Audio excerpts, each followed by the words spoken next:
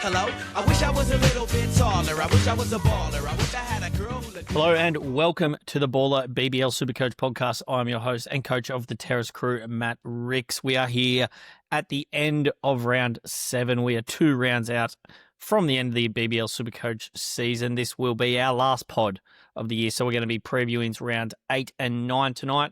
Still 2 big rounds to come with the Renegades and Sixers having double game weeks left. Joining me, as usual, has been BBL 15 Supercoach stalwart, coach of Myth on the Myth. How are you, mate?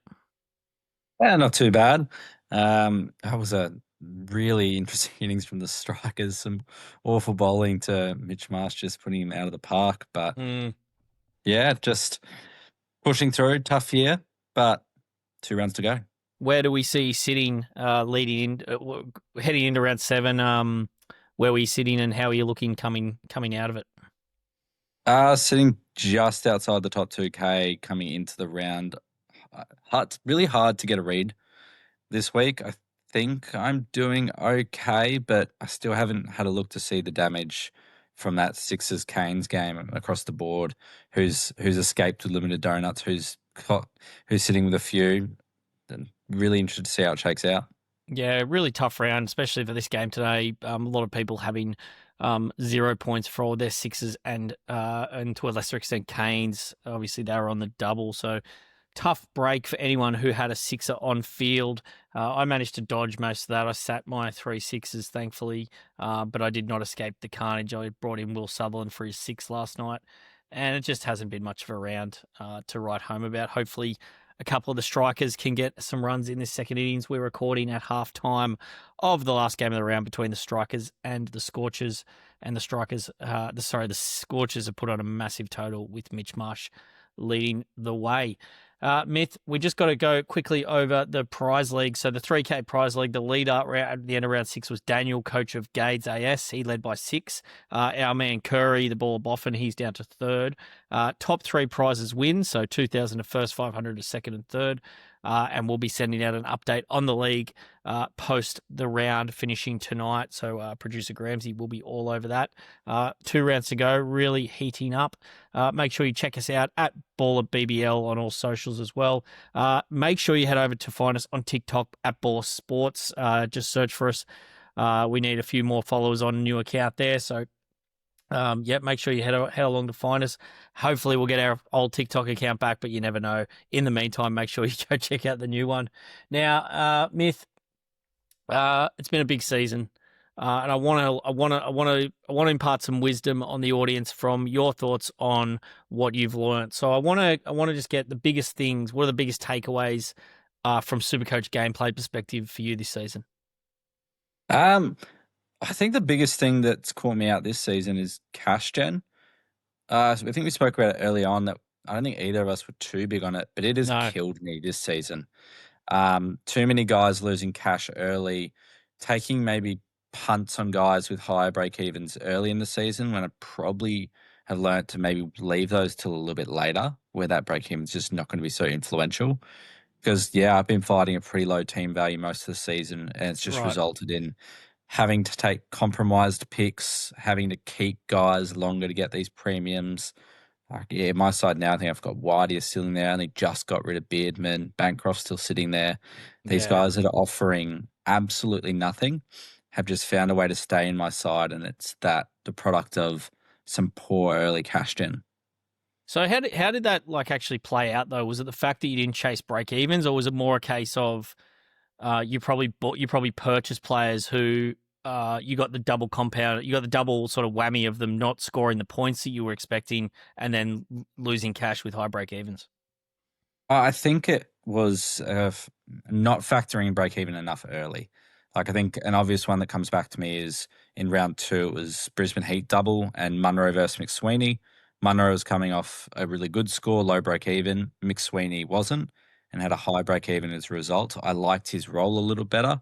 I kind of compared them option to option rather than factoring in price and potential cash generation into those decisions.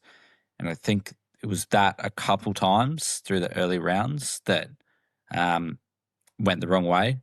Play didn't score so well. And in addition to those low points, it was also costing me 10 or 20K here, 10 or 20K there. And all of a sudden it's this week, selling an Aaron Hardy over a guy that I would maybe prefer to sold. Yeah. And it really compounds over the course of a season, doesn't it? Unfortunately. Yeah. Yep. Mate, I got a few big takeaways, 3 actually. Maybe I'll go with 2. I'll leave the other one out for now. But the big one for me is just don't let one miss ruin your season. And that's, I think, rings true for all fantasy sports. But particularly in Supercoach, like there's enough differentiation in teams that you can miss a Sam Harper or you can miss a Mitch Marsh 100 and still be okay.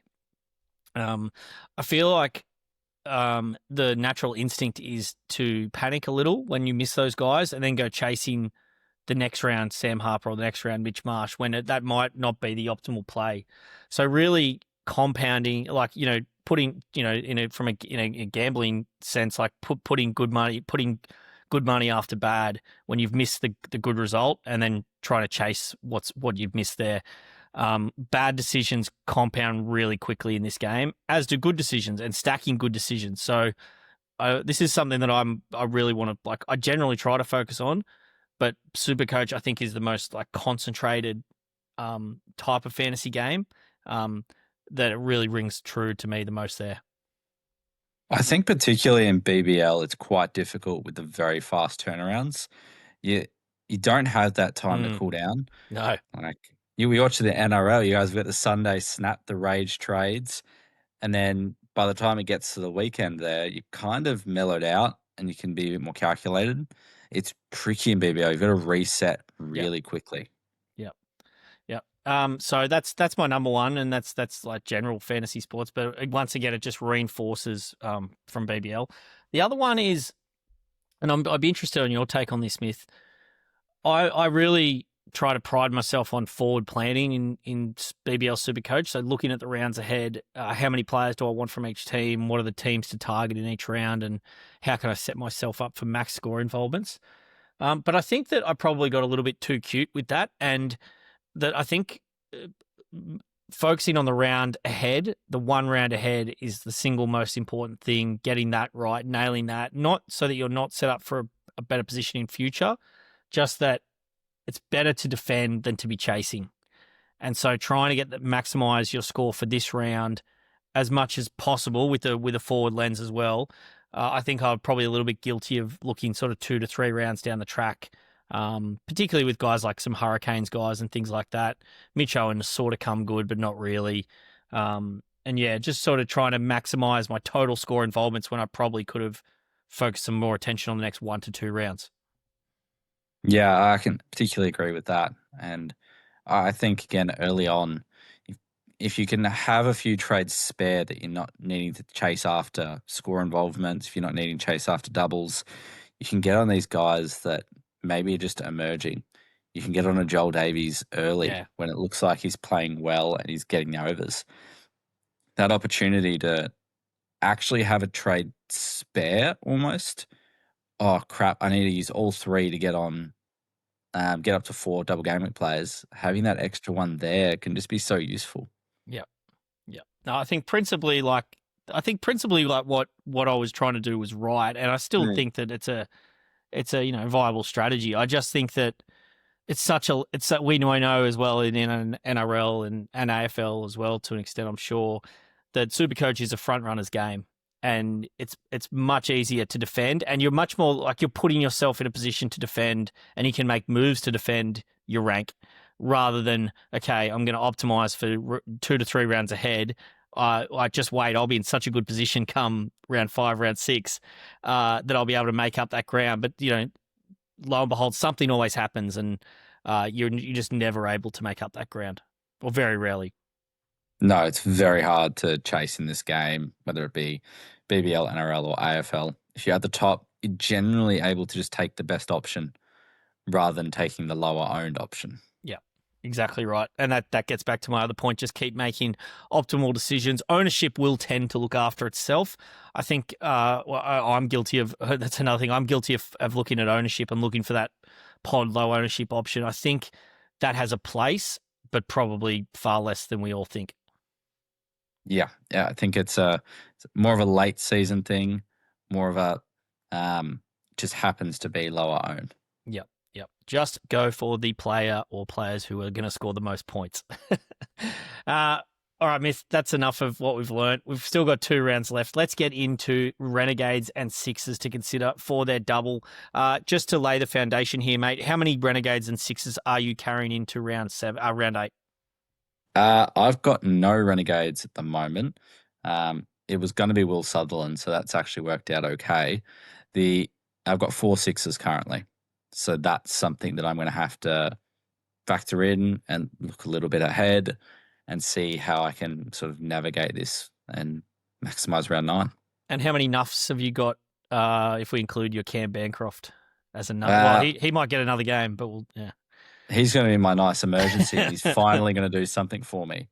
If he scores 20 points, I think that'll eclipse how many points he scored for me in total since I brought him in. Nice. I've got him and Whittier. Okay, so if Bancroft plays, you'll have 12. Correct. Yeah. Pre-trades. Bancroft plays 12 pre-trades. Yeah. So I've got 3 Sixers. I sold Abbott this week. That's with a view. I think 6. Pending weather in the final round, I think 6 Sixers is a good number for that double. Any more, I think you could have 7, but it was more about planning for round 8 with this bye. I have Saltzman, so I would have been playing same as you basically, or my whole bench would be inactive. And I did bring in Will Sutherland this week, so I've got 1 Renegade. I am obviously Saltzman as well, who's the nuff.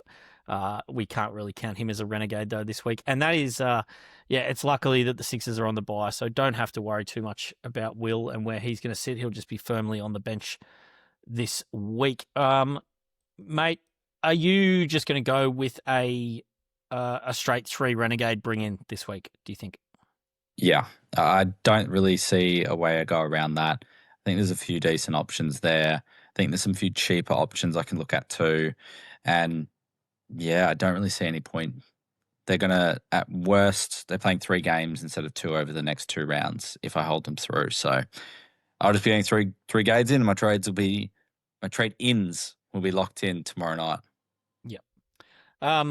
No real weather to consider ahead of round 8. We've got Hobart v Brisbane, which has a medium chance of rain. Brisbane, not too many people own it. Many Brisbane and Hobart. I think most people will be looking to move on Hobart this week, depending on their cash. So before we'll leave the Sixers for a little bit, even though we can talk about them throughout. Let's get into our Renegades analysis. I'm going to be with you as well, mate. 3 Renegades bring in. As I said, I've got Sutherland.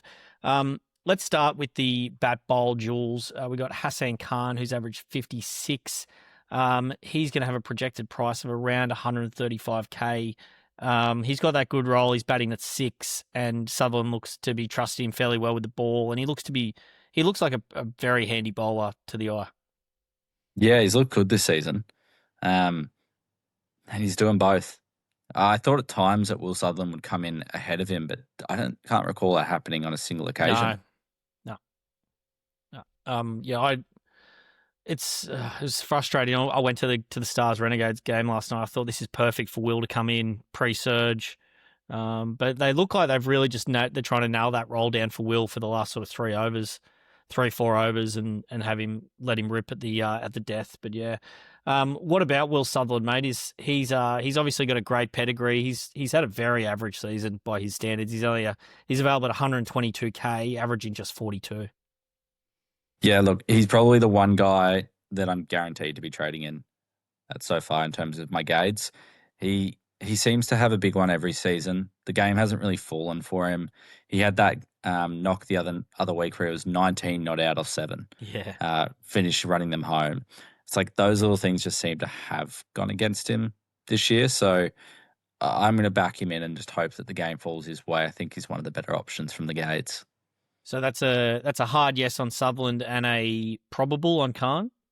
I think we said at the start, these guys at bat and bowl are really hard to turn down. I'll be grabbing Sutherland first, but I've got to see these where the price is going to fall for my team. If I can get those like Whitey and Bancroft guys out to be able to hold all the Sixers through, I might consider going down that pathway and maybe go some of the cheaper Gades. Yep. Let's get into the wicketkeepers from the Gades. Wicketkeeper bats, obviously. Rizwan and Seifert. Seifert started the season with that big, I guess it was a ton, wasn't it, in round one? But since then's really done not much at all. He's had a top score of 11 in his previous 4 outings and hasn't looked comfortable at any stage of any of those innings. He's down to 77K. That's versus someone like a Rizwan who is 108K. He's got a bit of the babars, like they're just not really adapting to the pace of play that they need to be, really, these Pakistani boys, are they? No, the strike rate's just too low. I mean, the strike rate's low. They just have to score so many runs to produce a good Supercoach score. I think I would take Seifert over Rizwan. We saw Rizwan bat at 4 last night as well. They pushed Fraser McGurk up to 3 with Caleb Jewell in the side at 5, who made a golden duck. I'll be interested to see what they do with Rizwan, but I've got even less interest in Rizwan at number 4. I'd prefer Seifert as well. Or Seifert. Seifert Oval, Canberra Raiders. Mate, the batters. Now, let's just get rid of Fraser McGurk. He 67K. It hasn't looked good at all. He did this a bit last year as well. He had a terrible season and he came out and had a massive one in the final game of the year. I think he will be popular just given his price, 67K. Yeah, I'm going to be looking at him. Both him and Seifert are well under my radar. I'm still playing that low team value game. Something that is, I guess, a positive for Jake Fraser McGurk is he is the hotspot fielder and he is a good fielder. Like, you look at his scores this year, he's still getting a catch pretty much each game. Had a run out on the weekend, just highs the floor a little bit. But yeah, we know what he's capable of. We've seen it before, but it's an absolute dart throw, and it's almost flipping a 5-sided coin, and 4 of them are going to give you snake eyes. It's just that small chance that it comes up the way you're hoping. So out of those guys, are you Tim Seifert ahead of Fraser McGurk in the cheapie discussion, or is this more of a let's let the dust settle and see how those trades start to fall? Yeah, I think it's how the trades start to fall, but literally that 10K difference might be enough for me to just take Fraser McGurk and know that if he goes off, he goes off. But yeah, if you're in a better position, there's another Gades batter I'd probably be preferring. What's not making me I'm going to be in the exact same boat, mate. Like I'd be surprised if I don't get one of Seifert or Fraser McGurk, just with the cash situation. But what I don't like about Fraser McGurk is he looks shackled. Like he's not even really trying to hit these. He's trying to build an innings kind of up to 20 if he can get there. And the commentators are like loving it for some reason. It's like, oh, this is great. He's trying to build an innings, but that's not the type of player he is. Like, I want to see him unshackled, unburdened, and just going for it. But we're just not seeing any of that. No, he is. Yeah, when we've seen him play well, he's taken it on from ball 1 and he's really played the offense. But getting to 20 and building innings is great if you can then go on with it, but he's Correct. not going on with it. Nah. He's playing that first big shot and he's getting out of it. No good at all. Let's get down to the bowlers now, mate. And bit of a mixed bunch, the Gades bowlers. Sandhu's had an outstanding season. None of the Gades bowlers, it should be said, did anything in their last outing v the Stars. Sandhu's 160K. Jason Berendorf, 77K. He has 3 scores of 5 or less this season. He has been bowling, from what I've seen, it hasn't been good. He hasn't been able to hit his length, and that's been really costly last night against Sam Harper. And then Adam Zampa, who is due back. He's coming off a neck injury, 111K. I'm not sure exactly if he's going to play. Would Zampa be someone, mate, if he was to turn up at that price in the first game? I'd presume you'd be having a bit of a look at him. He's quality Zampa, so you'd have to factor him in. But even that, he's 111K. He started the season 105K. He's been around that price for the last couple years. But for a one-off double, his quality, yeah, have to consider it for sure. I think I'd prefer paying up for him than going Berendorf at the moment because he's not looking great at all. No, no, it's and he's also he's getting bad over. He's getting 2 up front in the power play. They look really, that's obviously been his role as well throughout his career. But he's getting those 2, and then he's coming back on for 1. Doggett was like, I don't know, like there was horrendous captaincy last night bringing Doggett back on. He's there at 110k as well. I couldn't touch Doggett at all. Is the 160k, if you can get it up to Sandu, is he worth it? He's certainly been their strike bowler this season, and he's getting the best overs. I think this is the perfect week showing that if you've done cash gem well, if you've traded well throughout the season, you can just take the best options. Yeah, I think this is when you almost flex your muscle and instead of considering these guys, Seifert, Fraser McGurk, Berendorf, you're getting the big dogs in, you're getting Sandu in, you're getting Brown in. You've got that cash gen. Sandu's bowling best overs. It's that simple. Yep. Tommy Rogers, Renegades Tommy Rogers, he played Premier Cricket on the weekend down here in Melbourne. I really don't see Sandu's role changing much with him coming back in, though. Sandu's the one I think you can guarantee getting those good overs. Yeah, you need to have 2 people bowling those good overs anyway. So, like, he's still doing it. Yeah, there might be one surge over that is up for grabs there because Sutherland likes bowling surge generally as well. But, yeah. We won't have Tom Rogers tomorrow night anyway. In. No.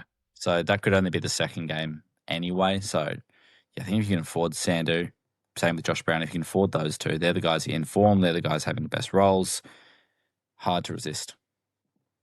All right, mate. That sees us out for our Renegades chat. I'm with you. I'm going to bring 3 in. At the moment, I've already got Sutherland. At the moment, if I had my gun to head without any cash considerations, I'll probably be bringing in Hassan Khan, Gurinder Sandhu, and let's say I'm going to have to go one cheap. I'm going to say, far out. Got through Renegades and we haven't even talked about their best player. Josh Brown, 80 again last night. Great knock. I was this close to bringing him in this round instead of Sutherland. Didn't do it because the game was at Marvel. He had a negative BE heading into this week. He's 157k, averaging 63 round average of 95. He looks in great touch, and he just has these monster knocks in him where he can ton up very easily for Supercoach. He's seeing them like beach balls at the moment. If you manage to get on him early, well done to you because he's in some form. Started the season terribly, but he's just rocked in a gear and he just hits it so far. I've been impressed with him the last couple of times I've seen him, particularly in the power play. He hasn't tried to overhit it, but he just swings through the ball. Nice smooth swing, and he's just smoking it. I think if you can get him. He's probably going to be outside of my price range. Yeah, I'm going to say that I would take him over Sandhu, would be my read. Just given they've got their first game's Thunder in Sydney, pending that weather being all right, that Thunder attack is so depleted at the moment. And that pitch at NG Stadium this year is a different pitch. We've seen some monster scores. We saw Hobart chase down 203 or whatever it was in about 15 overs against the Thunder there a week or so ago. I think him versus the Thunder attack on that deck could be plenty damage. Yeah, that's probably my view there. I'll probably take at this stage Brown over Sandhu. Would you be in that same boat if you're shopping in that price range? Yeah, I find it hard to resist that form of Brown. I'd normally go for a bowl every time, but yeah, Brown's just looked awesome. Yeah. All right, let's get on to the Sixers now, mate, who have the bye in round 8. So no Sixers in your team this week for everyone who's tucked them away. And interesting, we saw a few bring in Joel Davies this week, which I thought was mad considering the weather for this round. People obviously trying to get ahead of his price heading into that double with he had the big negative, or don't know how negative, it was negative anyways, break even. He hit it with a 0. So, I will be, as I said, I've got 3 Sixers at the moment. I won't be bringing in any ahead of round 8. going to wait for round 9.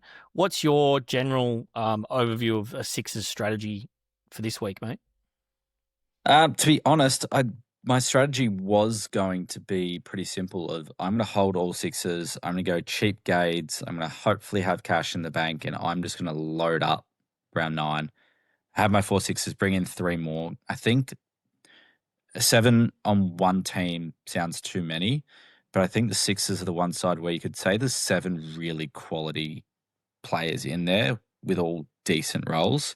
So that's where my plan was, but a bit of rain around in Sydney has me maybe thinking I should be pivoting off of that. Maybe I'll ditch one this week and go for 6, but I reckon there's a lot of good options in that side. Yeah, there's a ton of good options, and we get Mitch Stark back as well for the final round, I believe, as well as obviously Steve Smith's coming to the team today. He's 209K. He's going to be 209K post this round, so that's going to be tough to get Smith in. If he can do it though, he will obviously be a big captaincy option. Stark at 175K is very interesting. If we get word he's going to play both of those games. And so, yeah, I think you're right. I think you can do 7. I think 7 would be the best if you can make that work.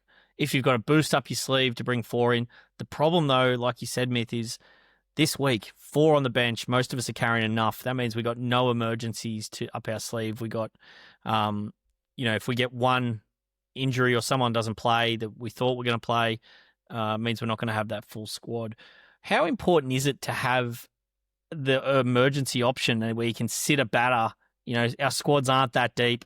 You've got a Bancroft. I've got someone terrible. Anyway, I don't know Bancroft, but I got someone there. I got Benny McDermott, who I don't really want to trot out in a single game week by any stretch of the imagination. But having the ability to have the emergency, could that outweigh that extra Sixer in the last round? I think there's some actually real flexibility here. I think this is where you can abuse the trade update button. I think you can put 2 or 3 guys that are playing early. So for me, Bancroft will be one of them. Maybe it'll be Dan Sams for a couple people. Maybe I'm drawing a blank on who's playing the second game of the round. But those guys I'll playing for you, mate. early on, because you could update who you're trading out. You could put these guys on the emergency, trade out a 6 safe. They've just scored terribly. But if they do score well, you can keep that 6er on field. Yes. So it's a really good week to be really flexible, not with your trade-ins, but definitely your trade-outs. You can change them all the way through, set it up in a smart way, and just manage it through the week. If you can get through the round and you've held all your 6s, fantastic. If you've got a 5 on the emergency, if you've got a 10 on the emergency, and you go, okay, rain's not looking too good for that double as well, you can make the call then to trade out a 6er. Yeah, that's a really shrewd play. I actually hadn't thought of that. The second game of the round will be Melbourne Stars Adelaide. So both teams with players will be highly owned. Supercoaches will have plenty of assets from those teams. So I really like that play, Myth, for those who do want to hang on to 6s and see how that goes. And like you said, even a Dan Sams who you're happy to have on field, you may as well make use of the emergency button and see how you go. Yeah. So I think you want 6 or 7 6s. So for that final round. So let's go through a few of those options now, starting with the all-rounders. And we saw Sammy Curran come into the Sixers team for the match against the Stars. Didn't set the world alight with the ball. In fact, he got pumped. He did score 36 for Supercoach in the game. He looked all right with the bat. He had that good role at 4. He was listed at 5, interestingly, today. He's going to be very affordable, though, at 128K. The role looks too good to ignore. Notwithstanding, I don't know. I think you could take him on, just given he's a bit short on like local condition match practice. He has been playing for the Vipers in the IPL, in the whatever that tournament in Abu Dhabi or Dubai is called. The scary part is how much of a role is he going to have with the ball? We've got, let's look at their bowling line for a second. They're going to have Stark, Abbott, Dwarshuis, Edwards, Joel Davies, who apparently is just prime Rashid Khan at the moment, and then Sam Curran. And Manenti. And even Manenti. I don't see Nenty bowling many overs. I'm not sure if he'd even be in the side when Stark comes No, in. that'll be interesting to see who they drop there.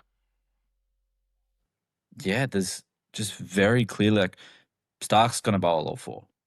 Abbott didn't even bowl four the other night because No, he bowled Dwarshuis just three the bowled other such night. a good Yeah, over. yeah. It genuinely could be out of those guys, whoever gets tonked is not getting more overs. So if you own Benny Dwarshuis and he goes for 15 on his first over, you'd be nervous.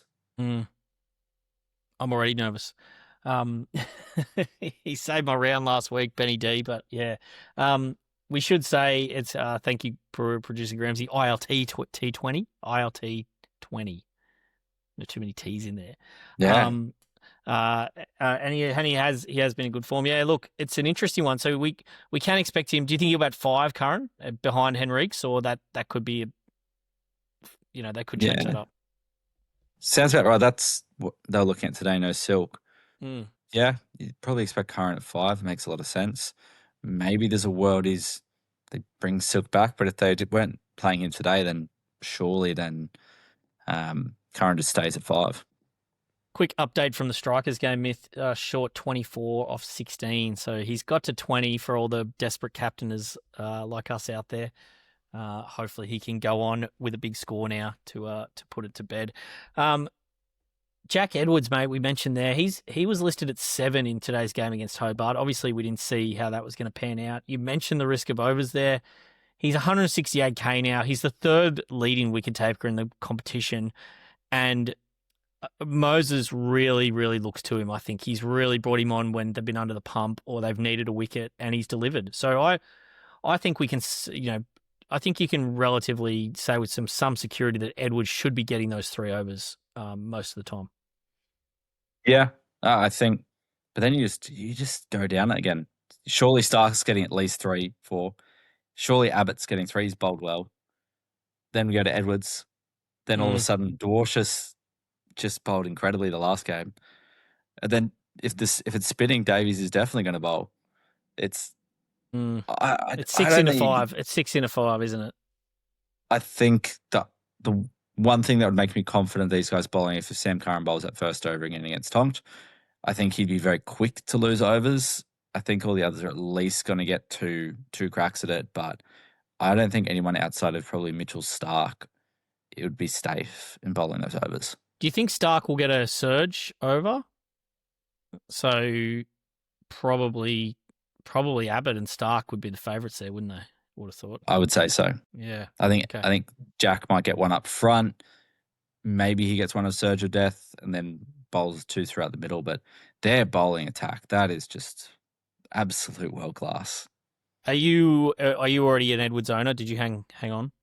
No, I sold him. So if he's high owned, I'd probably go against him in the final round. Yep.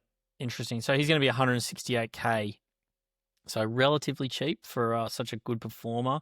He's going to be batting at 7. The overs might be in doubt. I was a seller as well. Sold him at the top, and it was I never bought him for that double, which I think we can call that even. What happened in that double for Edwards?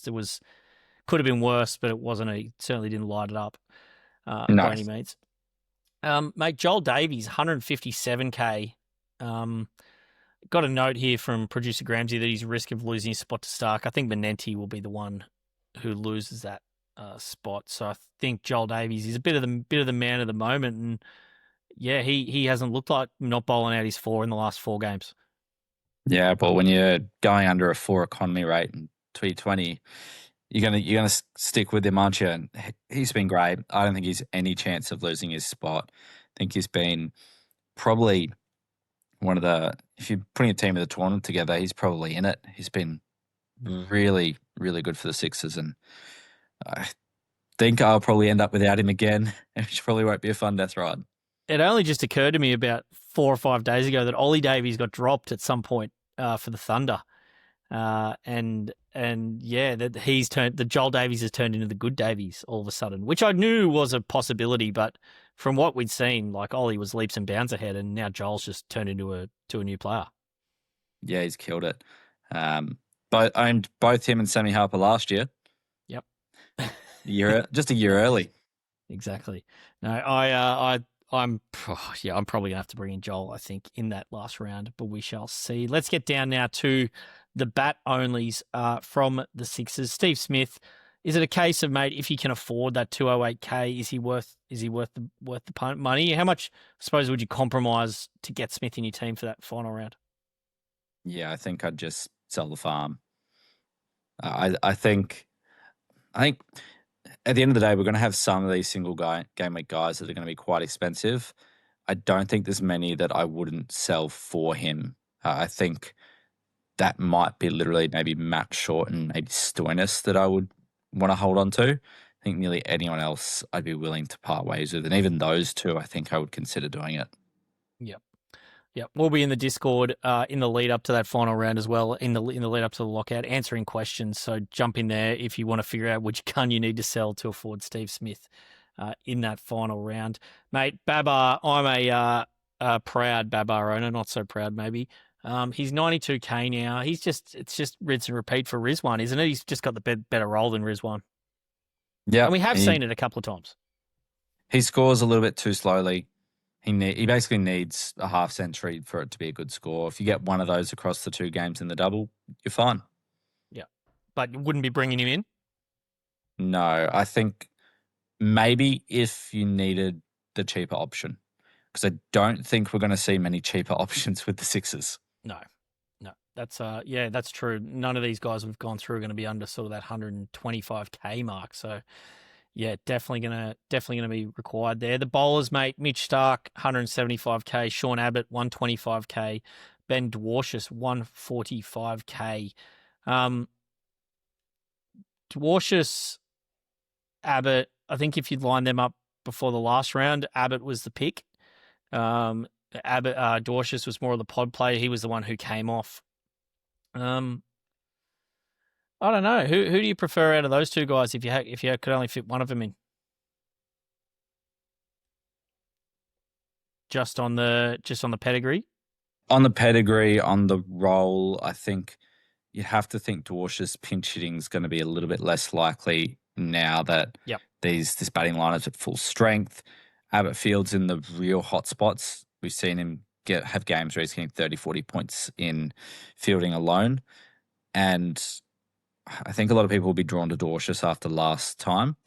But he's had two doubles and he's got 70 points in one, or 70 or 80 points in one and 220 in the other. You're going to get those fluctuations, and I think he's the perfect one to go against. I think I'll still own him, but if I do sell a Sixer this week, he's probably the one I will part ways with. Part ways with Dwarshus if you have to part way? Yep. And is that a cash thing as well, like for the 145 that he's worth? Yes, that's a factor in it as well. But I think if they're the same price, I'd still part with Dwarshus instead of Abbott. Yep. So as I said, I sold Abbott last week. That was because he was worth more and he had the big break even. So that's going to have saved me 20K. So that's all worked out okay. I think I agree. I think there's a struck match between them in terms of as a pick. But Abbott's probably slightly more likely to get an economy bonus as well. Notwithstanding he's got a pretty high career economy rate. I do think on his day, though, he's a better bowler than Dwarshus. So I'd probably lean that way as well. Mitch Stark, how is this all going to happen? He's going to get the good overs, 175K, so you're going to have to pay up. Probably going to have to make it, it's going to be difficult to make a decision. It could come down to him or Smith. Yeah, it could do. Is there any chance he doesn't play both? Got to be a chance. I think you have to take it. Given they're not going to be first or second leading into their round 9 match. So they've got to win to try and give them, with the way the final system's structured now, it's not just a win and you play one game to then make a final. It's sort of every position counts. So I think they're going to want to try and finish as high as possible. If he's available, I just can't really see why he wouldn't play. I think that's a very good point, that they're not locked into a final spot, that it's probably going to go down to that last game. That's going to impact their ladder position. So no point resting him for that game if it just means they're playing an extra game anyway. So yeah, you can probably bring him in pretty safely. And with the form he's shown, how can you not? We talk about players a class above. him and Steve Smith are easily a class above. I would wonder if it would even be worth grabbing them both and not getting a sixer, or even going all the way down to Moses to actually get those two in. Like, would you prefer Steve Smith and Moises Henriques, or a Ben Dwarshuis and a Sam Curran? Yeah, it's a tough one. I'd be doing everything I could to not get Moses, personally, but Yeah, don't do it. but It's not yeah, fun. no, yeah, I'm not sure I can answer that right now. I'm gonna have to put some thought into it, mate. The last one, the wiki keeper, Josh Philippe. I've owned Philippe the whole season, as I think you might have as well.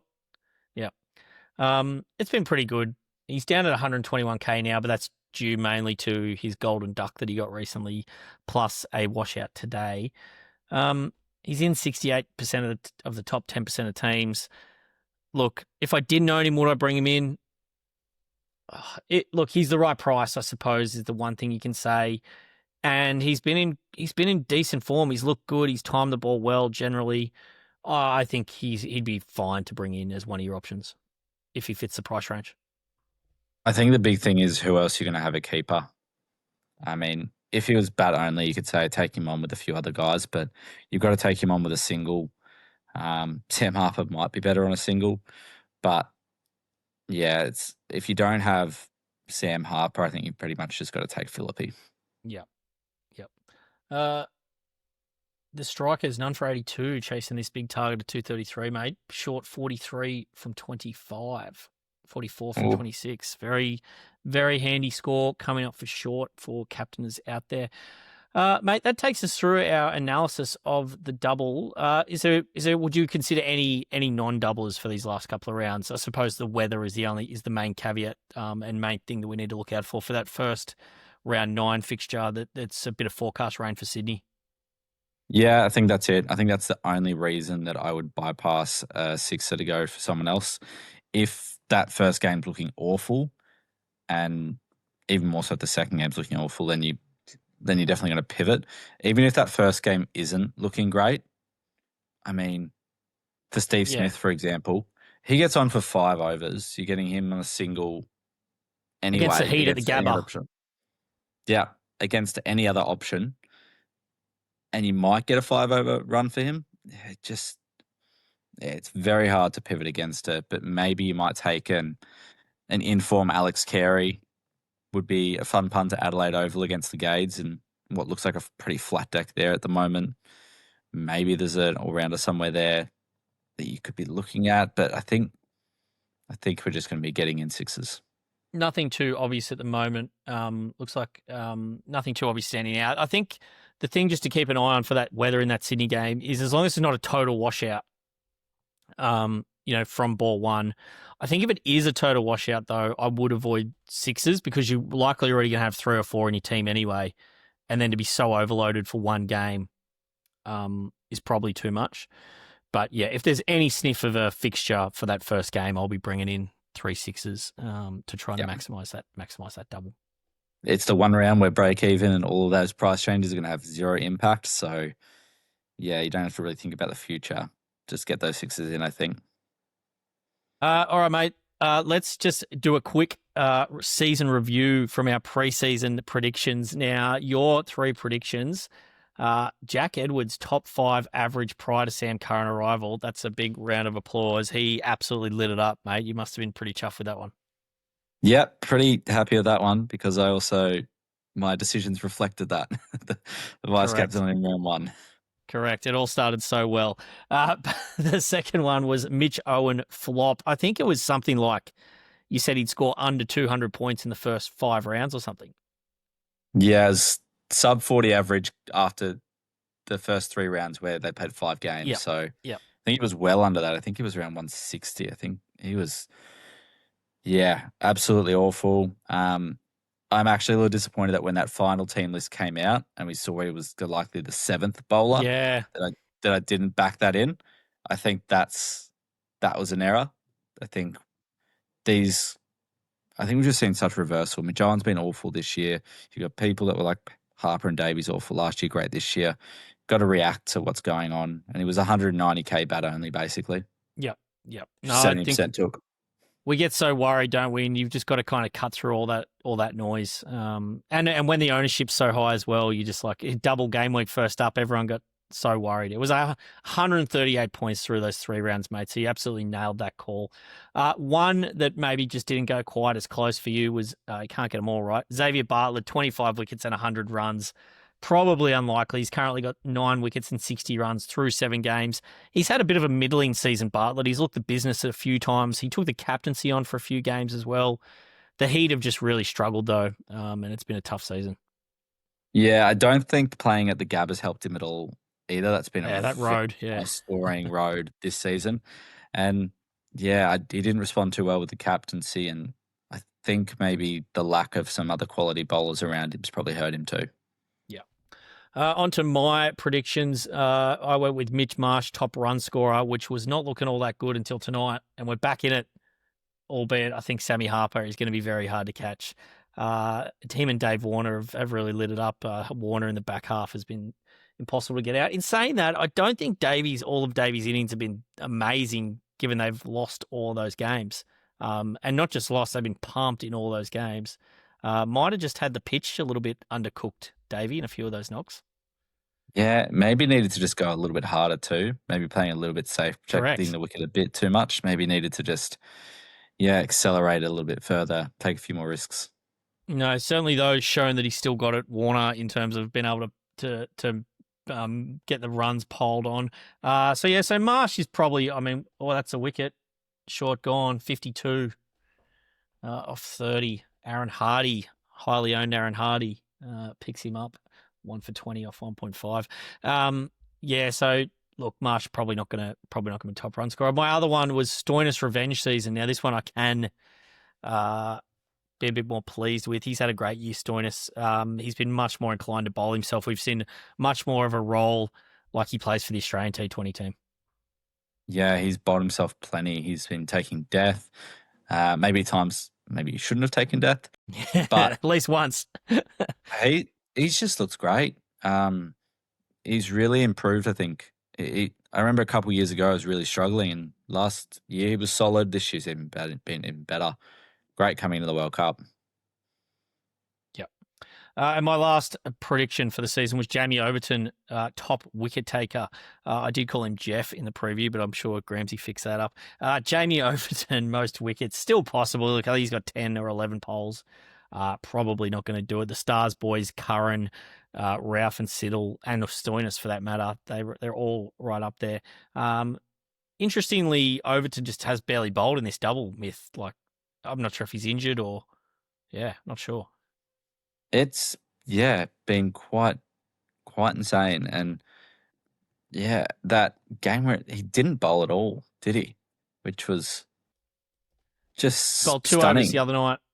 He had 2 for 13 off 2 the other night and didn't get another over. And I think Luke Wood went for the distance on that. So it's stunning to see, and absolutely crazy. Just on Matt Short, just to round out that chat, 121 points tonight for Short. So well done to everyone who stuck fat with the captaincy. Mate, that's it. We're done. Thank you so much for this season. It has been a pleasure having you on and part of the Baller team. And it hasn't been your best season, but still plenty of time to get your way back up, hopefully to a near top 1K finish.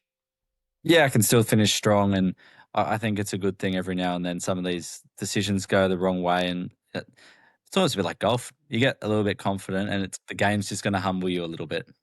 Correct. It's very much like that. You've got to stay humble in Supercoach.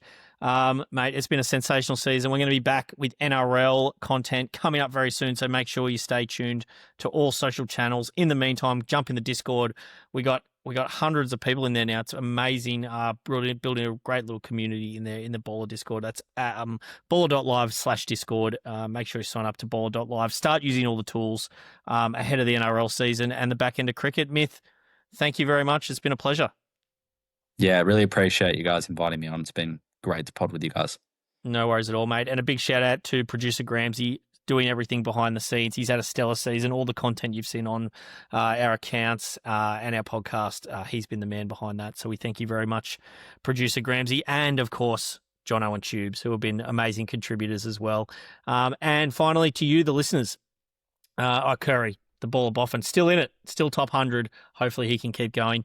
The listeners, we can't do it without you. You guys have been amazing. We've enjoyed chatting to so many of you in the Baller community, in the Discord, getting to meet you, and there's plenty more to come. So I will take us out tonight with a big Yub Yub tea.